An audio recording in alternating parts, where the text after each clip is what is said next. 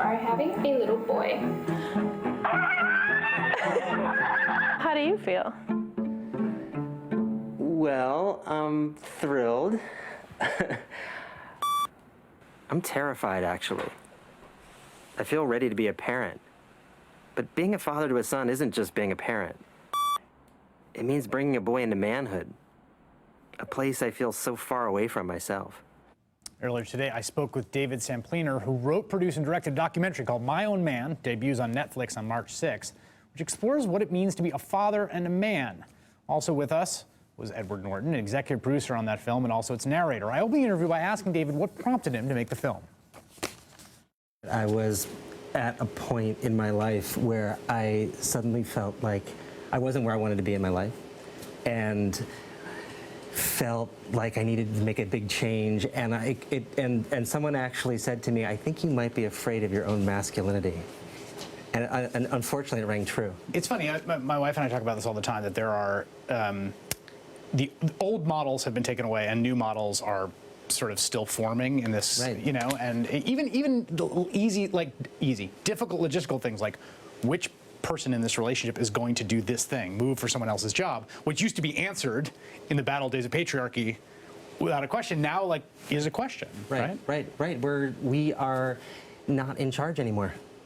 Men share everything now with women in the workplace and at home, and it's amazing that it's just a generation. My mother went to a fantastic university, and when she and everybody she knew graduated, they were expected to stay home. Right. And they all did. And her daughter grew up in an entirely different world, and her sons grew up in an entirely different world, and we're now sharing it with women in ways that was totally inconceivable for my parents. What drew you to this film? It struck me just that it was that rare thing that I liked the most in almost all kinds of work, which it was very personal to him. It was like he had taken the impulses he has as a filmmaker and applied them to something that I could tell was a really deep personal exploration. And I always think those kinds of films are the riskiest, but when they work, the best.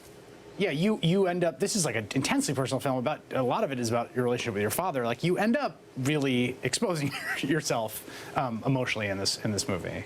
I think I can say we are trained not to be vulnerable. You know what's interesting too is like, as an actor, actors talk about, you know, actors, I think really great actors, even in the course of a career, you'll see actors who get more and more comfortable with stripping away more and more artifice and being more naked in some sense, and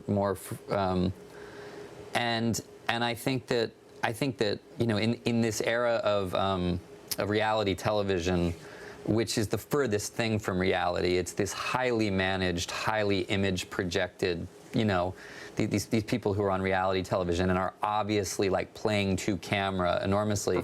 It only highlights how difficult it is in real documentary film to explore personal narrative and have it come across with sincerity, have it come across as something that's an authentic conversation with self, and that's, I think, one of the things that's really masterful about the film. And one of the things that forces you to do that, I found in my own life, is caring for a small human, in which that strips a lot of performance out of you when you're dealing with like vomit at 3 in the morning, because it has this forcing mechanism on you to be honest and to be present in a way that nothing else I've encountered in my life does.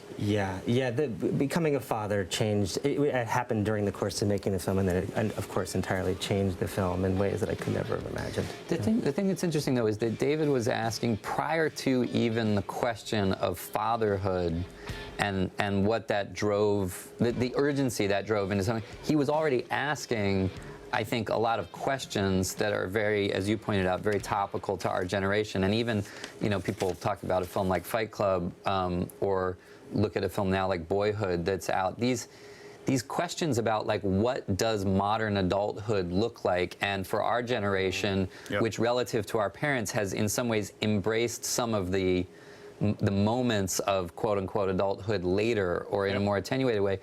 I think a lot of people of our generation relate to this idea of reluctantly moving into adulthood and having to confront a version of it that's very different.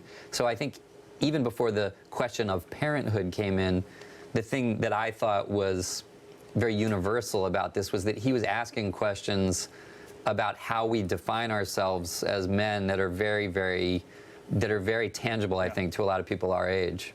Edward and David, thank you very much. My Own Man on Netflix. Really appreciate it. All right, that is all in for this evening. The Rachel Maddow Show starts now. Good evening, Rachel. Good evening, Chris.